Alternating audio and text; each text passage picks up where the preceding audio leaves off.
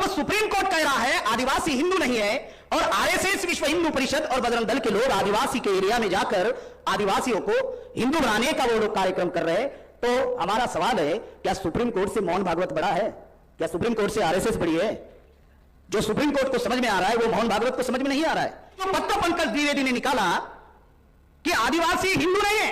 यह पत्र का मीनिंग है कि आदिवासी अपना मूल धर्म लिख सकते हैं, और पंकज द्विवेदी कहता है कि हिंदू का अर्थ फारसी भाषा में चोर डाकू लुटेरा होता है। इसके ऊपर एफआईआर नहीं की, लेकिन हमारा 4 सितंबर को जसपुर में कार्यक्रम था, राष्ट्रीय आदिवासी एकता परिषद का राज्य अधिवेशन था, और उस राज्य अधिवेशन में यही बात मैंने कही कि हिंदू धर्म नहीं है, हिंदू धर्म ब्राह्मण धर्म है, और ब्राह्मण धर्म के जो बनाए हुए आर्टिफिशियल भगवान है वो आदिवासी के भगवान नहीं है। ये बात कही तो आरएसएस के लोगों ने एफआईआर कर दी। इसी साल आरएसएस और बीजेपी के लोगों ने एक षड्यंत्र पूर्वक डी लिस्टिंग का कानून बनाने का आंदोलन इस देश में आरएसएस, विश्व हिंदू परिषद और बजरंग दल के लोगों ने शुरू किया। और खास करके ये आंदोलन जो हमारे समाज के जो भोले वाले आदिवासी है, उन आदिवासियों को साथ में लेकर आरएसएस ने अभियान शुरू किया। और ये अभियान छत्तीसगढ़, झारखंड, ओडिशा, वेस्ट बंगाल में बड़े पैमाने पर यह अभियान चल रहा है, डी लिस्टिंग।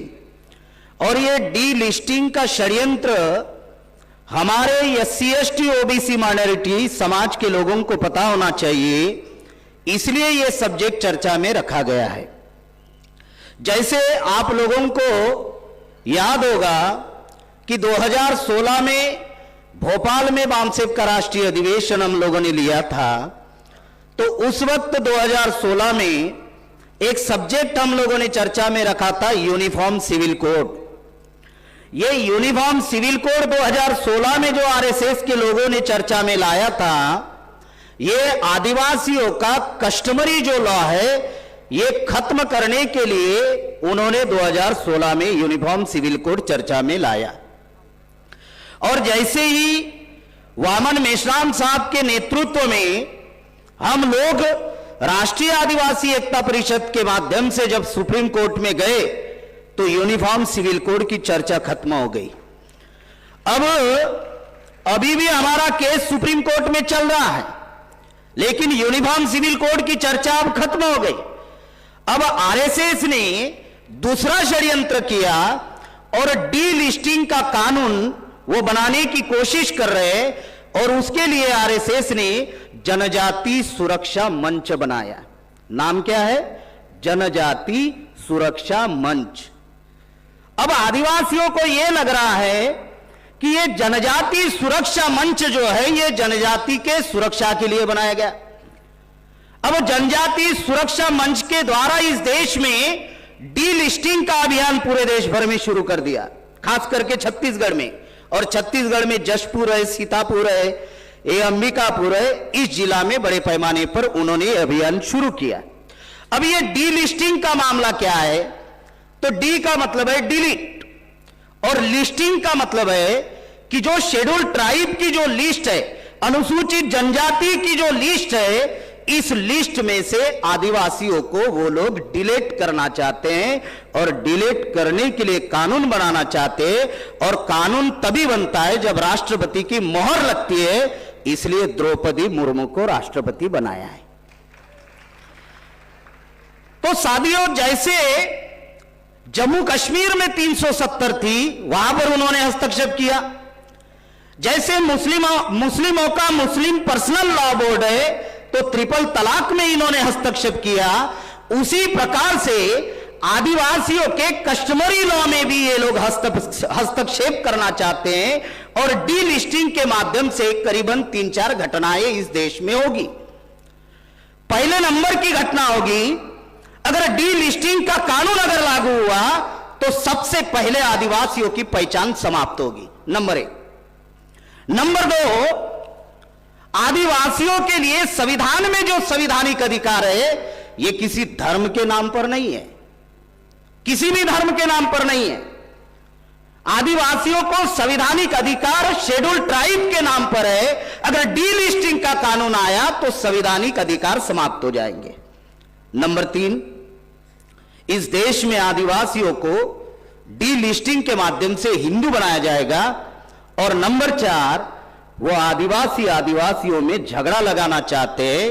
ये एक पॉलिटिकली इशू है, ये एक पॉलिटिकली स्टंट है, क्योंकि 2024 में अभी लोकसभा का चुनाव है और ये आंदोलन अभी ये 3-4 राज्यों में ही चल रहा है, छत्तीसगढ़, झारखंड, ओडिशा, वेस्ट बंगाल। और ये चारों राज्यों की सरकारें अगर आप देखते हैं तो इसमें बीजेपी का राज नहीं है। जैसे छत्तीसगढ़ में कांग्रेस है, झारखंड में उधर झामुमो है, शिबू सोरेन है, बंगाल में जाओगे आप टीएमसी है, ओडिशा में बीजेडी है। और यहां के जो आदिवासी है, जो इनका डेवलपमेंट जो हुआ है, खास करके इस एरिया के आदिवासियों का, आरएसएस कभी भी आदिवासी एरिया में ना स्कूल का निर्माण उन्होंने किया, ना किसी भी प्रकार की कोई फैसिलिटीज आरएसएस ने या बीजेपी के द्वारा उन्होंने प्रोवाइड की। अगर क्रिश्चियन मिशनरी अगर इस देश में नहीं आई होती, अंग्रेज अगर इस भारत में नहीं आए होते, तो शायद आदिवासियों को स्कूल या जो मिशनरी स्कूल जो भारत में आए, उसमें जो आदिवासियों को पढ़ाई मिली, जिस वजह से आदिवासियों का बुद्धि का विकास हुआ, सही क्या है और गलत क्या है इसका फर्क जो आदिवासी करने लगे, ये जो मिशनरी स्कूल जो भारत में आए, इस वजह से आदिवासियों को बड़े पैमाने पर बेनिफिट्स मिला। मैं मिशनरी मतलब क्रिश्चियन मिशनरी लोगों की मैं ये नहीं कह रहा हूं, बल्कि एक बात मैं आप लोगों को बता रहा हूं कि आरएसएस बीजेपी के लोगों ने कभी भी आदिवासी एरिया में उनके विकास के लिए, कल्याण के लिए कोई स्कूल नहीं खोली। और जिन्होंने ये किया, आज उनको लेकर आदिवासियों में वो लोग भड़काए जा रहे हैं। तो ये जो सब्जेक्ट जो चर्चा में रखा गया, अगर डीलिस्टिंग का कानून बनेगा तो क्या होगा? सबसे पहले पहचान खत्म होगी। अब आदिवासियों की पहचान क्या है? तो जब संविधान निर्माता डॉक्टर बाबा साहब आंबेडकर जब आर्टिकल 340 पिछड़ों के लिए बनाई, आर्टिकल 341 शेड्यूल कास्ट के लिए बनाई और आर्टिकल 342 जब आदिवासियों के लिए बनाई, तो उनकी एक व्याख्या बनाई गई। वो व्याख्या क्या थी? वो डेफिनेशन क्या थी? जो एजुकेशनली बैकवर्ड, जो सोशली बैकवर्ड, जिनमें ट्राइबल ट्रेड के गुण हैं, जिनमें टेरिटोरियल पोजीशन है, जिनमें डिस्टिंक्ट कल्चर है, उन लोगों को आदिवासी कहा जाएगा। उनका शेड्यूल बनाया गया, उनकी लिस्ट बनाई गई और उनको शेड्यूल ट्राइब ये नाम दिया गया। ये संवैधानिक पहचान हमको मिली। ये संवैधानिक पहचान देने की क्या जरूरत पड़ी? जैसे किसान नाम की कोई जाति नहीं है, खेती करने वाले लोगों को किसान कहा जाता है, वैसे ही आदिवासी शब्द ये समाज प्रचलित शब्द है, सर्वसामान्य शब्द है, जिसका कानूनन कोई डी जुरे नहीं है।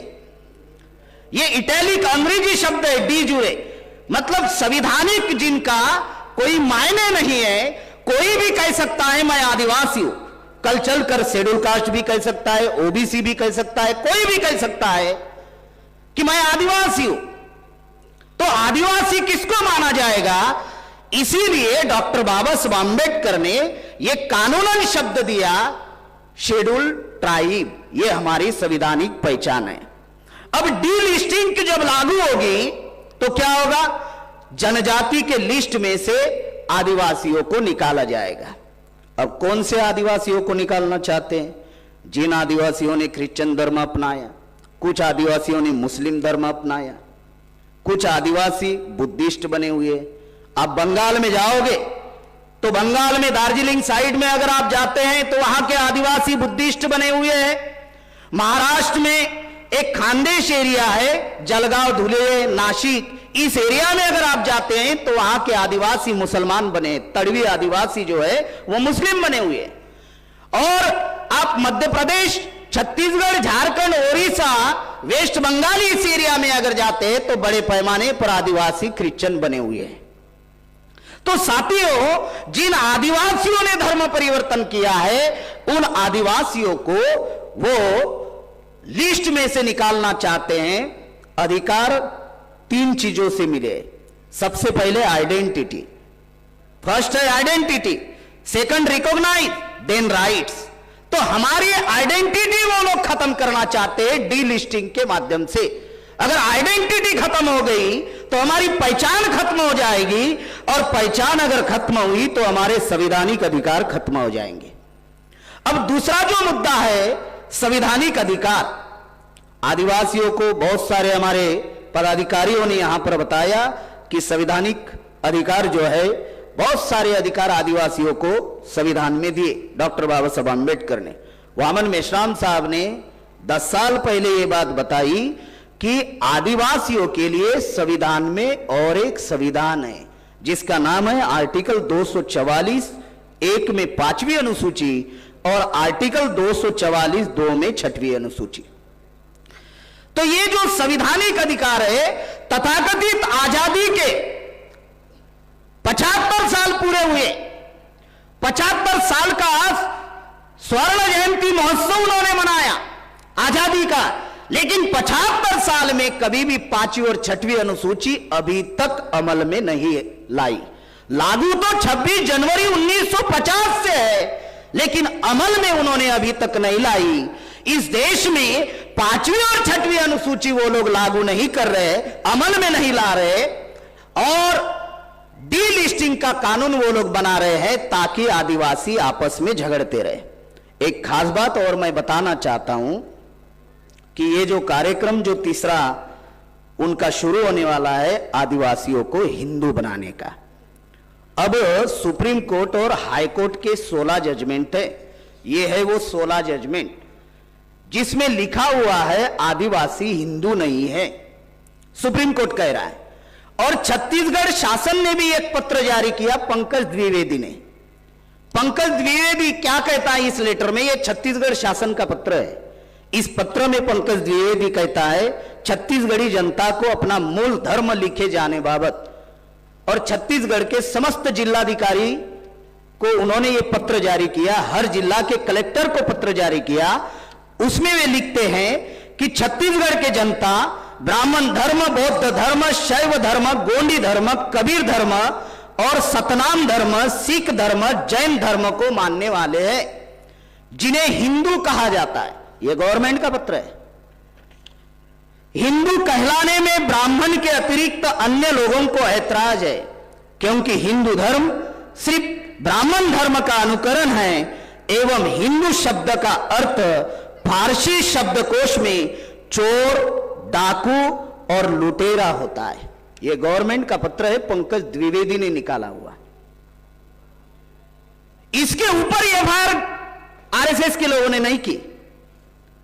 यह जो पत्र पंकज द्विवेदी ने निकाला कि आदिवासी हिंदू नहीं है, यह पत्र का मीनिंग है कि आदिवासी अपना मूल धर्म लिख सकते हैं, और पंकज द्विवेदी कहता है कि हिंदू का अर्थ फारसी भाषा में चोर, डाकू, लुटेरा होता है।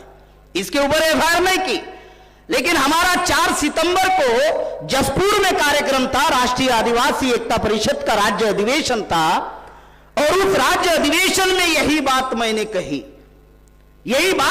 कही कि हिंदू धर्म नहीं है, हिंदू धर्म ब्राह्मण धर्म है, और ब्राह्मण धर्म के जो बनाए हुए आर्टिफिशियल भगवान है वो आदिवासी के भगवान नहीं है।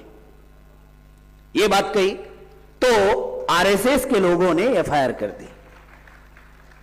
साथियों, जो बातें आप लोगों को बताई जा रही है कि आदिवासी हिंदू नहीं है, हाई कोर्ट और सुप्रीम कोर्ट के 16 जजमेंट है, ये छत्तीसगढ़ का भी पत्र है, और बहुत सारे ऐसे पुरावे हैं जिससे यह साबित होता है कि आदिवासी हिंदू नहीं है। तो इस बात को हम लोगों को ध्यान में रखना बहुत जरूरी है कि ये जो धर्म परिवर्तित जो आदिवासी है, धर्म परिवर्तित आदिवासियों को लेकर जो प्रोपेगेंडा बनाया जा रहा है, उस पर लेकर सुप्रीम कोर्ट क्या कहता है। सुप्रीम कोर्ट 14 नवंबर 1964 में एक जजमेंट आया सुप्रीम कोर्ट का आदिवासी अगर ईसाई धर्म को मानते भी है तो उनकी जाति नहीं बदलेगी और वो आदिवासी या अनुसूचित जनजाति ही रहेंगे। ये सुप्रीम कोर्ट का जजमेंट है। दूसरा जजमेंट है सुप्रीम कोर्ट का, केस नंबर 10,367/2010, ये 5 जनवरी 2011 का है। इस जजमेंट में ये कहते हैं कि आदिवासी हिंदू नहीं है और संविधान आदिवासी संस्कृति, बोली भाषा, देवी देवता संबंधी मान्यता, पूजा पद्धति, परंपरा, रीति रिवाज, पुरातत्वीय शोध, मानव वंश शास्त्र, शरीर रचना, विज्ञान, वंशीय इतिहास, डीएनए रिसर्च इत्यादि सभी तरह से सिद्ध हुआ कि आदिवासी आर्य धर्म, ब्राह्मण धर्म, हिंदू धर्म नहीं है।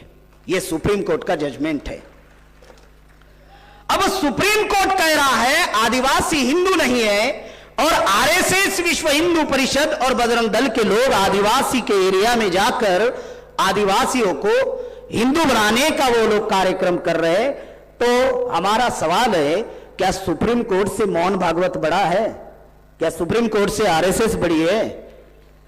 जो सुप्रीम कोर्ट को समझ में आ रहा है वो मोहन भागवत को समझ में नहीं आ रहा है, वो आरएसएस, विश्व हिंदू परिषद के लोगों को समझ में नहीं आ रहा है। जो जनजाति सुरक्षा मंच जो उन्होंने बनाया, ये जनजाति सुरक्षा मंच में भले ही जो आदिवासी काम कर रहे हैं वो आरएसएस के कैडर है। साथियों, दूसरा जो सब्जेक्ट है, सिद्धू कान्हू का आंदोलन, धरती आबा बिरसा मुंडा का आंदोलन, आदिवासी क्षेत्रों में बढ़ रहे ब्राह्मणी घुसपैठ का सशक्त विद्रोह था। एक खास बात इसमें समझना बहुत जरूरी है कि आदिवासियों का अभी तक सिविलाइजेशन नहीं हुआ। 1250 से आदिवासी लड़ाइयां लड़ रहे हैं, करीबन 1250 आदिवासियों ने लड़ाई लड़ी 750 साल में। अंग्रेज आने के पहले हम लोग ब्राह्मणों के गुलाम थे, अंग्रेज काल में तो हम 2 ही गुलाम थे। तो 750 साल में आदिवासियों ने 1250 लड़ाइयां लड़ी और 1250 जो लड़ाइयां लड़ी, वो लड़ाई का एक सेंटर पॉइंट क्या रहा कि जिन जिन लोगों ने आदिवासियों की कला, सभ्यता, संस्कृति, अस्तित्व, जल, जंगल, जमीन खत्म करने की कोशिश की, उनके विरोध में आदिवासियों ने विद्रोह किया। और यही आंदोलन सिद्धू कान्हू ने चलाया, यही आंदोलन बिरसा मुंडा ने चलाया। क्योंकि जो धीकू लोग थे, धीकू ये मुंडारी शब्द है, उनको हिंदी में त्रैवर्णीय कहते हैं, ब्राह्मण, क्षत्रिय, वैश्य, सावकार लोग कहते हैं। इन लोगों ने आदिवासियों की कला, सभ्यता, संस्कृति, अस्तित्व खत्म करने की कोशिश की, जल, जंगल, जमीन छीनने की कोशिश की। इस वजह से आदिवासियों ने इनके विरोध में विद्रोह किया। जैसे सिद्धू कान्हू ने जो आंदोलन किया, 1857 का उठाव, ब्राह्मणों ने हमको बताया कि यह आजादी का पहला उठाव है। लेकिन उसके पहले 1855 में संथाल आदिवासियों का जो विद्रोह हुआ, ये भागलपुर, वीरभूम, बांकुड़ा, इस साइड में जो बिहार, पश्चिम बंगाल, झारखंड, छोटा नागपुर, इस साइड में जो विद्रोह हुआ संथाल आदिवासियों का, करीबन 6 महीने तक वो विद्रोह चला। लेकिन उसकी दखल किसी भी किताब में नहीं ली। लेकिन कार्ल मार्क्स ने एक किताब लिखी, मेक इन इंडियन हिस्ट्री, और उस किताब में कार्ल मार्क्स कहते हैं कि अगर इंटरफेयर नहीं करते तो शायद आदिवासी, संथाल आदिवासी ब्राह्मण, क्षत्रिय, वैश्यों की कत्लेआम कर लेते थे। ऐसा कार्ल मार्क्स ने मेक इन इंडियन हिस्ट्री नाम की किताब में लिखा। तो ये सिद्धू कान्हू का जो आंदोलन था, ये सिद्धू कान्हू का आंदोलन, ये जल, जंगल, जमीन को बचाने का मामला था, ये कला, सभ्यता, संस्कृति को बचाने का मामला था। आज भी 30 जून को हूल दिन मनाया जाता है। हूल का अर्थ ही होता है क्रांति, क्रांति दिन मनाया जाता है। ये जो पश्चिम बंगाल में जो वीरभूम जिला है, ये वीरभूम जिला वीरों की भूमि है। आदिवासियों ने आंदोलन किया, ये वीरों की भूमि है। तो साथियों, ये जितने भी आंदोलन आदिवासियों के हुए, करीबन 1250 लड़ाइयां जो हुई, ये कला, सभ्यता, संस्कृति, अस्तित्व और जल, जंगल, जमीन को बचाने के लिए हुई। और ये खत्म करने का काम जो है इस देश में ब्राह्मण लोग करते आ रहे हैं। इस बात को हम लोगों को ध्यान में रखना होगा। इतिहास में हमको बताया गया कि अंग्रेजों के साथ में बिरसा मुंडा ने लड़ाई लड़ी, सिद्धू कान्हू ने लड़ाई लड़ी। साथियों, अंग्रेजों ने तो हमको अधिकार दिए, जैसे सीएनटी एक्ट जो है वो 1908 में बना, अंग्रेजों ने बनाया, छोटा Nagpur tenancy act. SPT act जो है वो 1949 में बनाया, तो इसकी शुरुआत ही अंग्रेज काल में हुई थी, संथाल परगना टेनेंसी एक्ट। तो अंग्रेज हमको अधिकार दे रहे थे। इसमें जो एक चीज मैं बताने की कोशिश कर रही थी, अंग्रेज सिविलाइज एरिया में थे, आदिवासी का अभी तक सिविलाइजेशन नहीं हुआ है। तो अंग्रेजों के विरोध में आदिवासियों का आंदोलन होने का मामला ही नहीं था। लेकिन ब्राह्मण लोग जो है, धीकू लोग जो है, वो अंग्रेजों को गलत इंटरप्रिटेशन कर रहे थे, क्योंकि आदिवासी समाज को अंग्रेजी नहीं आती थी, अंग्रेजों की भाषा अंग्रेजी थी, और आदिवासी समाज में पढ़े लिखे लोग ना होने की वजह से उनको अंग्रेजों की बोली भाषा समझ में नहीं आती थी। और आदिवासियों की जो संताल, मुंडा, गोंडी जो भी बोली भाषा है वो अंग्रेजों को समझ में नहीं आती थी। इसलिए लर्न ब्राह्मण, जो पढ़े लिखे ब्राह्मण जो बीच में थे, वो गलत इंटरप्रिटेशन करते थे। इस वजह से हम लोगों को, हमारे इतिहास को साथियों गुमराह किया गया। इसलिए चौधरी विकास पटेल जी कहते हैं कि भारत में सबसे बड़ा जो घोटाला हुआ वो इतिहास का घोटाला हुआ। इसलिए वामन मेश्राम साहब कहते हैं कि हमें इतिहास पुनर्जीवित करना पड़ेगा, और हम लोग साथियों कोशिश करेंगे। लास्ट में मैं सिर्फ एक ही बात आप लोगों को बताना चाहता हूं कि साथियों, सफलता के लिए 3 चीजों की जरूरत है। शक्ति संगठन की, आज देशव्यापी संगठन हम लोगों ने बनाया, 31 राज्यों का, 567 जिलों का, करीबन 1.5-2 लाख गांव तक शाखाएं हैं। समर्थन जनता का जो 100% है, तो जनता के समर्थन के लिए वामन मेश्राम साहब ने 3 योजनाएं बनाई।